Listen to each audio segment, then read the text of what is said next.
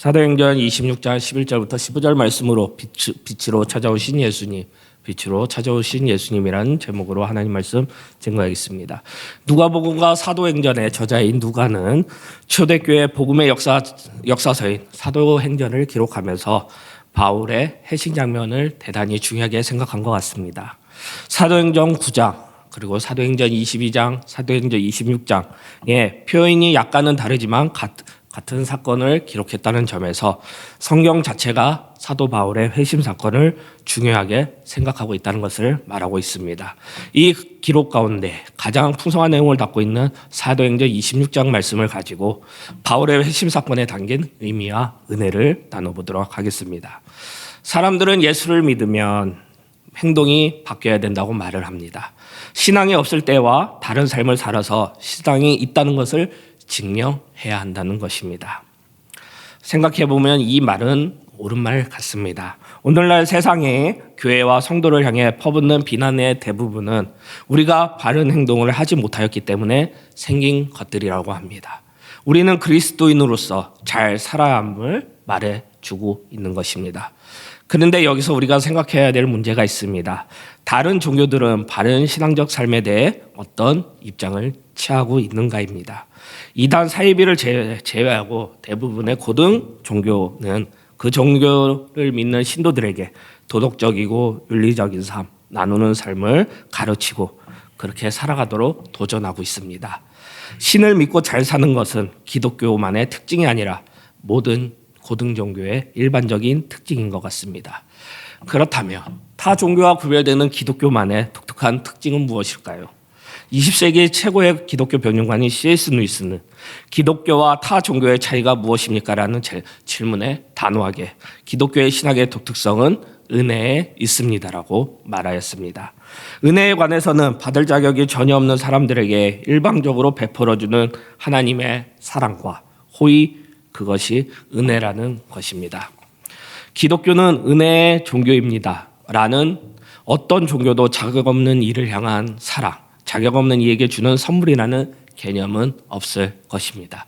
그래서 기독교와 다른 종교의 차이점이라는 것입니다. 다들 자격을 갖추라고 말을 합니다. 자격을 얻기 위해 노력하라고 합니다. 내가 할 수 있는 최선을 다해 사랑받는 이유를 만들어서 나오라고 하는 것이 그렇습니다. 그런데 기독교는 그렇지 않습니다. 기독교는 자격이 없는 것을 인정하여 사람을 향해 찾아오신 하나님에 관한 이야기이기 때문입니다. 오늘 사도행전 26장은 성경에서 가장 망가졌던 인물, 가장 꼬여있던 인물, 그래서 예수님을 믿는 사람을 박해했던 그리고 교회 지도자인 스데반의 순교에 개입하였던 사도 바울을 향해 하나님이 찾아가시는 하나님의 은혜를 오늘 살펴보고자 합니다. 사도 바울을 찾아가시는 하나님의 은혜, 첫 번째는 무엇이냐? 바울에게 찾아가신 예수님이라는 것입니다. 사도행전에 기록된 수많은 서신서를 기록한 바울에 대해 생각해 보겠습니다. 우리가 바울에 대한 생각 첫 번째는 뭐냐? 바울이 왜 이렇게 강하냐는 것입니다. 사도행전 20장 24절 말씀입니다. 내가 달려갈 길과 주 예수께 받은 사명 곧 하나님의 은혜의 복음을 증언하는 일을 마치려 하면은 나의 생명조차도 조금도 귀한 것으로 여기지 아니하노라. 이 말씀은 사도 바울이 고난과 환난을 기다리는 예루살렘을 향해 가는 것에 대해 바울을 걱정하는 사람들에게 한 말입니다. 바울은 매우 확신에 차 있습니다. 하나님이 자기에게 생명을 주셨고 그 생명을 완수하기는 자기 목숨도 괜찮다는 것이었습니다. 말씀을 풀이하면 바울은 나에게는 아직 달려갈 길이 남아있고 아직 해야 될 사명이 있는데 그 사명을 마치는 것은 내 생명보다 중요하다. 그러니 너희는 내 생명에 대해 걱정하지 말고 내가 생명을 완수하는 것을 위해 기도해 달라라는 바울의 말이었습니다. 문장 하나하나가 바울이 그 시대의 사람들이 아닌 지금 우리에게도 하는 말 같습니다. 나의 생명을 조금 더 귀한 것으로 여기지 아니하노라는 바울의 말은 매우 감동적이고 바울이 어떤 사람인지를 보여주는 말씀인 것 같습니다. 또 말씀 하나 살펴보겠습니다. 빌립보서 1장 18절 말씀입니다.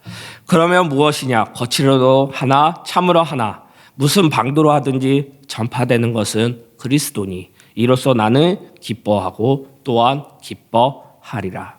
이 상황은 어떤 상황입니까? 바울이 복음을 전하다가 감옥에 갇히는 상황입니다. 그런데 교회 안에서 바울을 많이 반대했던 사람들이 바울이 감옥에 갔을 때 자신의 영향력을 확대하기 위해서 열심히 사역한 기간이기도 합니다. 그들은 이 시기에 열심을 내어서 교회적으로 봤을 때는 더 많은 이들이 교회로 찾아오고 예수님을 믿게 되는 일이 벌어졌다는 것입니다. 어찌 보면 이 상황이 바울의 마음을 불편하게도 할 수도 있습니다. 바울이 없는 것이 교회에 더 유익하다는 결론이기 때문에 바울에게는 불편할 수밖에 없었을 것입니다. 그런데 이 소식을 들은 바울은 달랐습니다. 전파되는 것은 그리스도니 이로써 나는 기뻐하고 또 기뻐하리라. 바울은 전혀 자신에게 시선이 머물러 있지 않습니다. 오직 복음, 오직 그리스도가 드러내기를 바랬습니다. 오직 복음, 오직 그리스도를 드러냈는데 자신이 어떻게 되어도 좋다는 것입니다. 그래서 바울은 위대한 복음 전도자였습니다. 유명한 책이죠. 나는 죽고 예수로 사는 사람. 그것이 바로 바울인 것 같습니다. 바울은 도대체 어떻게 이런 사람이 될 수 있었다는 것일까요? 많은 성도들의 삶의 어려움을 이야기합니다. 예수님을 안 믿는 것도 아닌데 예수님이 멀리 있는 것처럼 느껴지고 특별히 나에게는 관심 없는 것처럼 느껴질 때도 있습니다. 내가 배를 타고 있는 배는 풍랑에 자초할 것처럼 느껴진다는 것입니다. 내가 타고 있는 배가 풍랑에 자초할 것인데 예수님은 왜 같이 있으면서도 조용히 잠들어 있냐는 것입니다. 기도해도 듣지 않으시고 불러도 대답하시지 않는 것 같습니다. 그래도 믿음으로 나아가는 줄은 모두 다 알고 있습니다. 마음도 의지도 몸도 점처럼 움직이지 않습니다. 기도도 말씀도 예배도 다 그만두고 지친 상태라는 것입니다. 그럴 때 우리는 어떻게 다시 걸어갈 힘을 얻게 될까요? 이것은 우리 중에 몇 명이 해당하는 고민이 아니라 교회를 예수 그리스도를 믿는 모두가 해야 될 고민이라고 생각합니다. 바울의 강한 의지도 저 또한 부럽지만 한편으로는 이해할 수 없는 것도 사실입니다. 감옥에 갇히면 우울해질 수밖에 없을 것입니다. 조금이라도 낙담한 생각 그리고 남들의 이야기들 그러면 지칠 수도 있을 것입니다. 자신이 죽게 된다는 예언이 예루살렘에 들어갔을 때 바울은 자신이 에베소 장로들과 마지막 만남을 갖는 가운데서도 조금도 흔들리지 않았습니다. 조금도 우울하지 않고 지치지 않고 낙담하지 않았다는 것입니다. 바울은 나의 생명을 조금도 아까운 것으로 여기지 아니하노라라고 외치고 있는 것입니다. 사도 바울은 도대체 이런 하나님의 외침을 어떻게 할 수 있었을까요? 과연 이렇게 외칠 수 있는 것인가 고민이 되게 됩니다. 우리는 우리 성도님들을 모르는 이야기를 하는 것이 아닙니다. 이것은 다 아는 이야기일 것입니다. 그리스도의 복음의 핵심이기 때문입니다. 바울은 그토록 예수님을 하나님의 그리스도의 복음을 선포하며 이방인 사도로 살 수 있었던 이유는 여러 가지로 살펴볼 수 있지만 오늘 말씀에서 살펴볼 수 있습니다. 우리가 읽었던 한 날에 대한 내용입니다. 바울은 다메섹에 있는 그리스도인을 잡아 가두려고 올라가던 일이었습니다. 그리고 길에서 중요한 부활하신 예수님을 만나게 되는 것입니다. 사도행전 26장은 바울 사역에 대해 우호적인 태도를 보였던 총독 베스도와 유대 본부장 아그리빠에게 자신의 회심을 설명하는 내용입니다. 베스도는 합리적인 사람이었고 바울의 무죄에 대해서 확신했고 이미 재판을 통해서 노마법으로 바울의 무죄를 확인했던 사람이었습니다. 베스도가 잘못에 대해 사람들의 말만 듣고 송구할 수 없었기에 그는 유대인의 정서를 잘 알고 아그리빠 왕을 불러 함께 바울의 증언을 듣고자 했던 것이었습니다. 아그리빠 왕은 유대인들의 정서와 신앙이 어떠한지 정확히 아는 사람이었습니다. 총독 베스도와 분봉왕 아그리빠는 외압 때문에 판결을 바꾼 본디오 빌라도에 비해 조금 정의로운 사람이었을 것입니다. 그래서 이들은 바울의 이야기를 들을 용의가 있었던 것 같습니다. 바울은 자신의 회심 사건에 대해서 가장 많이 이야기하는 부분이 바로 사도행전 26장 세 번째 기록인 것입니다. 14절과 15절 말씀입니다. 우리가 다 땅에 엎드러짐에 내가 소리를 들으니 히브리 말로 이르되 사울아 사울아 내가 어찌하여 나를 박해하느냐 가시체를 뒷발질하기가 내게 고생이니라. 내가 대답하되 주님이 누구시니까 주께서 이르시되 나는 내가 박해하는 예수라. 바울이 평생 동안 달릴 수 있던 이유는 바로 그를 찾아오신 부활하신 예수님이었습니다. 정오의 해보다 밝은 빛이 바울에게 비춰진 것입니다. 그 알 수 없는 권능, 그 앞에 바울이 엎드려진 것입니다. 그리고 음성이 들립니다. 바울은 그 권능 앞에 당신이 누구냐고 합니다. 그때 들린 대답은 무엇입니까? 내가 핍박하는 예수라. 바울은 부활하신 예수님을 만나게 된 것입니다. 그 결과 바울의 삶은 완전히 바뀌게 된 것입니다. 어떤 이들은 기독교를 말할 때 경험의 종교라고 말을 합니다. 기독교에 이성적, 철학적 요소가 없는 것은 아니지만 본질적으로 기독교는 하나의 사상이기보다 인격적인 하나님과의 만남이라고 하는 것입니다. 하나님은 하늘에 있는 신이 아니라 우리가 만나고 대화하고 함께 하시는 코람도의 하나님을 경험하는 것입니다. 그분은 인격이고 인격은 연구의 대상이 아니라 경험의 대상일 것입니다. 그런 의미에서 바울은 정확하게 부활하신 예수님을 만나게 된 것입니다. 그리고 곧바로 그 인격이신 예수님에 대해 전하는 자, 그리고 목숨도 아끼지 않는 복음 전도자가 된 것입니다. 이것은 오늘날에도 중요한 것 같습니다. 내가 예수님에 대해서 다 알기 때문에 예수님을 믿는 것이 아닙니다. 예수님에 대해 얼마나 지식을 많이 쌓았기 때문에 예수님을 전하는 것이 아닙니다. 그분은 인격이기 때문에 어제 만났어도 그분이 너무나 좋고 그분 앞에 함께하고 싶다면 그분을 사랑하게 되는 것입니다. 너무나 그분을 만났기에 내가 오늘 전할 수 있는 것이고 내일 전할 수 있는 것이고 예수 그리스도를 말할 수 있는 것이고 생명조차도 아끼지 않는 복음 전도자가 되는 것입니다. 제가 얼마 전에 책을 하나 짧게 읽은 책이 있습니다. 지금 이제 계속 읽고 있는데요. 김미경의 딥마인드라는 책입니다. 자기개발자로 유명하신 분이죠. 그 책의 앞 내용을 보면 김미경 씨의 고백이 나옵니다. 자기는 열심히 살며 모든 것이 좋아질 줄 알았다. 정말 열심히 사셨더라고요. 열심히 살면 살수록 나는 점점 불행해졌다라고 고백합니다. 그러면서 말하는 게 이 마인드라고 하면서 명예, 권력, 승리, 성공 등 이것을 이 마인드로 지칭하면서 나는 이것을 따라다녔다라고 말합니다. 그러나 나는 딥 마인드의 삶을 살게 됐고 그것을 만남으로써 어떻게 됐냐? 나를 죽이는 말을 멈추고 살리는 말을 하면서 나는 다시 살아나게 되었다라고 책의 앞부분에 쓰여져 있는 내용입니다. 간단하게 말해서 이분은 그냥 딥마인드라고 했는데 이분이 얼마 전에 너무나 힘들고 공허하고 성공해서 오는 그 공허, 다른 사람들은 부러워할 수 있지만 성공해서 오는 그 공허 때문에 너무나 힘들어하고 있을 때 친구가 복음을 전하고 그 복음을 듣고 복음대로 살기로 다짐하면서 쓴 책이 이 책이라고 합니다. 그래서 이 마음들은 세상의 생각들, 세상의 성공들, 세상의 명예와 재산들을 말하면서 그것들은 중요한 것이 아니라 딥마인드, 예수 그리스도가 중요하고 예수 그리스도를 만남으로써 내 삶이 변화되고 살았다는 것입니다. 이제 얼마 있으면 성탄절입니다.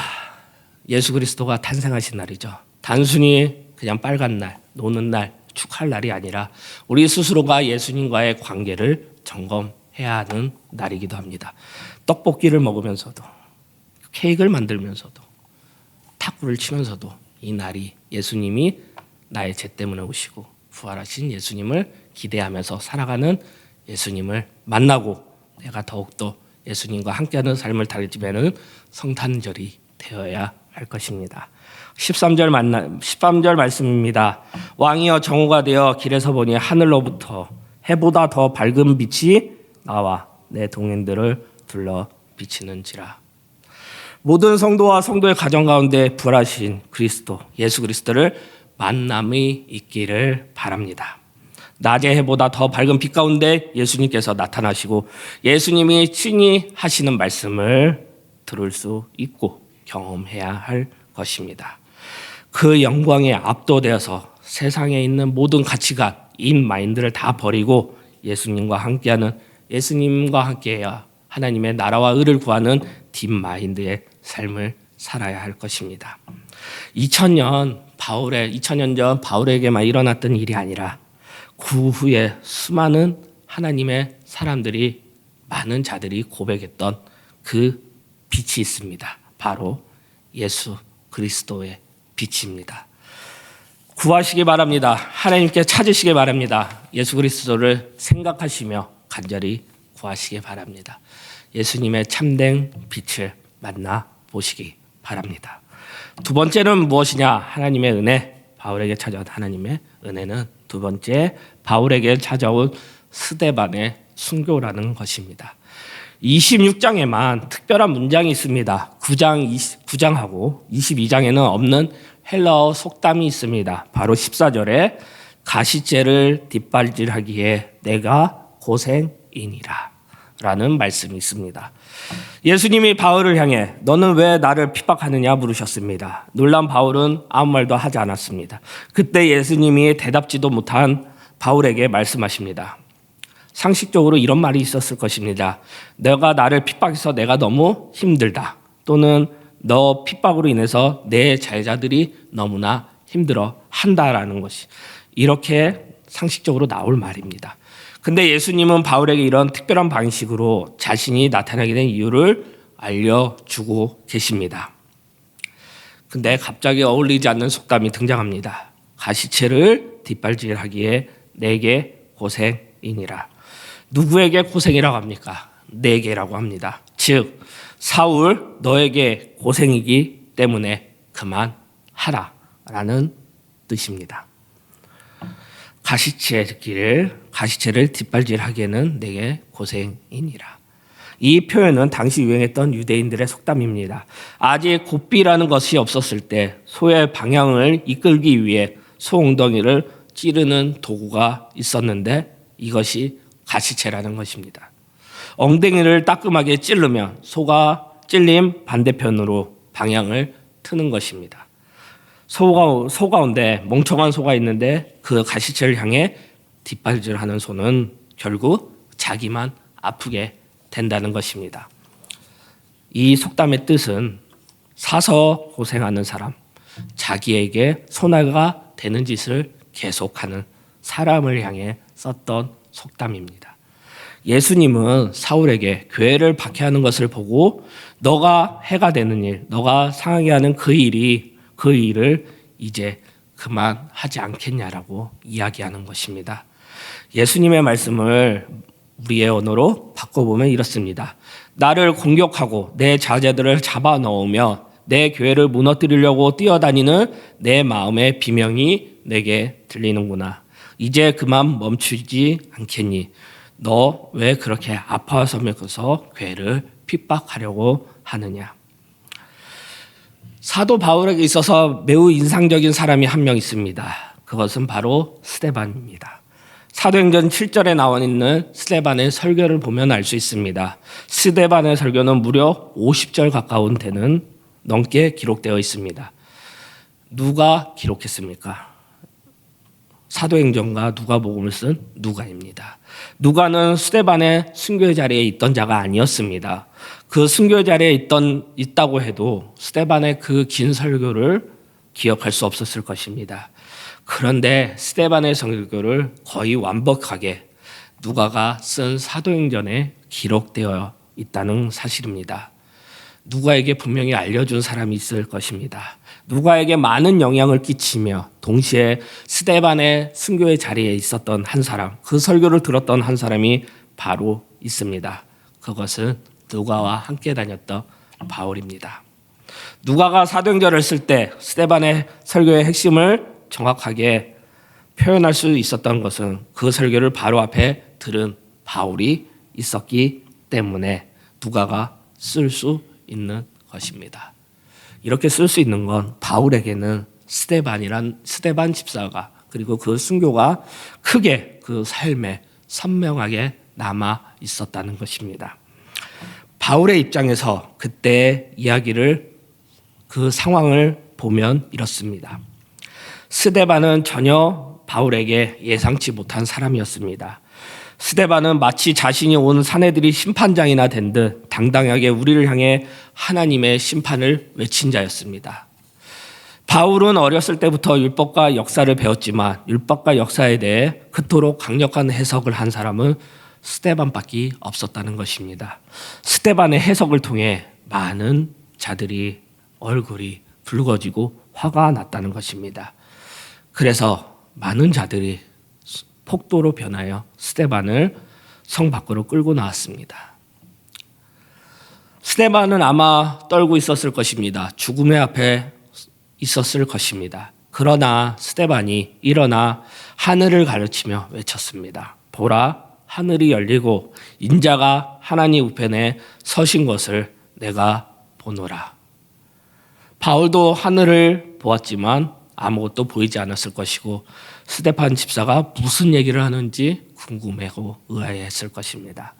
누가 시작한지 모르지만 사람들은 돌을 던지기 시작하였고 스데반 집사는 순교하게 되었을 것입니다.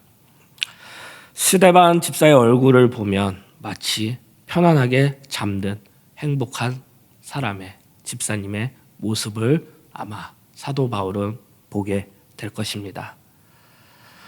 스데반을 믿는 예수라는 이름이 사도 바울에게는 큰 충격이 됐을 것입니다. 그래서 더욱더 예수쟁이를 죽이려고 더욱더 강하게 탄압했을 것입니다. 그래도 사도 바울에게는 아마 스데반의 그 순교의 자리에 있었던 예수님을 향한 그 설교가 계속해서 있었다는 것입니다.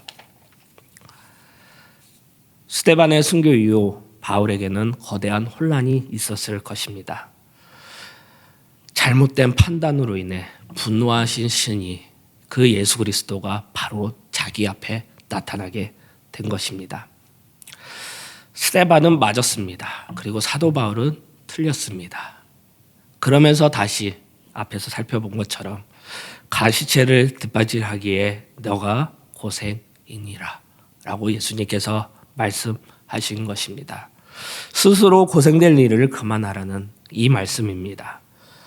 부활하신 예수님을 향해 나를 핍박하는 것이 너에게 고생이니 이제 그만하자는 말입니다. 스데반이 순교한 날이 생각나서 많이 울었지. 밤마다 혼란 속에 잠 못 이루는 내 침상에 눈물을 젖었지. 내 양심에 너를 채찍질했지.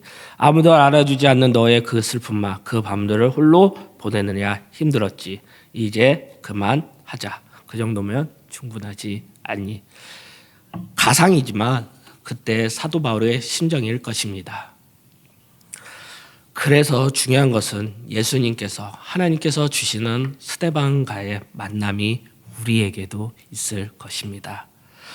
스데반을 통하여 사도 바울이 바뀌었고 그 많은 변화가 있었습니다. 삶에 많은 중요하게 된다는 것이죠. 저희들도 마찬가지입니다.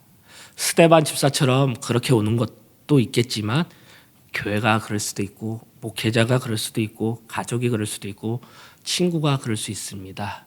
그 말 한마디가 내가 예수님께 다시 찾아가는 길, 방향이 흐트러진 길을 바로 잡는 길이 될 수도 있다는 것입니다.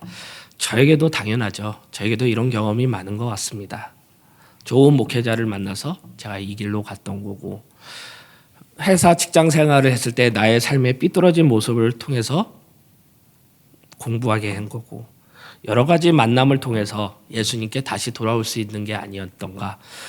사도 바울이 스데반을 만난 것처럼 저에게도 그런 만남들이 지금의 이 자리를 서게 한 것 같습니다. 우리 성도님들도 분명히 있습니다. 2025년도 특별히 하나님께 지혜를 달라고 구하시기 바랍니다. 스데반의 설교처럼 나의 인생을 바꾸고 스데반 집사처럼 나의 삶을 그리스도께 돌리는 그 사람이 있을 수도 있고 그 설교가 있을 수도 있고 그 말씀이 있을 수 있고 그런 가족이 있을 수도 있습니다. 미우라 아야쿠의 소설 빙점 마지막 부분에 자살을 하려고 언덕을 오르던 요코는 무심결에 뒤를 돌아보고는 생각을 바꾸게 됩니다. 삶의 목표를 향해 똑바로 걸었다고 생각을 했는데 눈 위에 찍힌 자신의 발자국은 삐뚤어져 있었다는 것입니다. 똑바로 살고 있다고 그것이 최선이라고 믿고 뒤돌아봤는데 아니었다는 것입니다. 똑바로 그 언덕을 올라갔다고 생각했는데 삐뚤빼뚤한 발자국을 보며 내가 틀릴 수도 있구나. 내가 잘못될 수 있구나 생각했다고 합니다. 우리는 절대 완벽할 수가 없습니다. 완전하게 살 수 없는 연약함을 인정하고 회개를 통해 우리의 인생의 목표와 길을 끊임없이 점검하시며 예수 그리스도의 은혜를 기대어 살아가야 할 것입니다. 디모데전서 1장 12절부터 15절 말씀입니다. 나를 능하게 하신 그리스도 예수 우리 주께 내가 감사함은 나를 충성되이 여겨 내게 직분을 맡기심이니 내가 전에는 비방자여 박해자여 폭행자였으나 도리어 국류를 입은 것은 내가 믿지 않았을 때 알지 못하고 행하였습니다. 우리 주의 은혜가 그리스도 예수 안에 있는 믿음과 사랑과 함께 넘침으로 풍성하였도다. 믿보다 모든 사람이 받을 만한 이 말이여 그리스도 예수께서 죄인을 구원하시려고 세상에 임하셨다 하였도다. 죄인 중에 내가 괴수니라. 사도 바울은 하나님의 일을 하면서도 자신이 얼마나 죄인임을 잊지 않았습니다. 바울은 탄식하며 예수 그리스도의 은혜가 아니면 살아갈 수 없는 죄인 중에 괴수라는 것을 인정하고 끊임없이 자기 자신을 채찍질하며 계속 하나님께 엎드려 미우라의 고처럼 방향을 점검하게 된다는 것입니다. 예수님께 사역자로 크게 쓰임 받았고 존귀한 인생이 이 말씀을 통해 그리고 더욱더 올라가면 스데반의 설교와 순교를 통해 사도 바울이 되었다는 것입니다.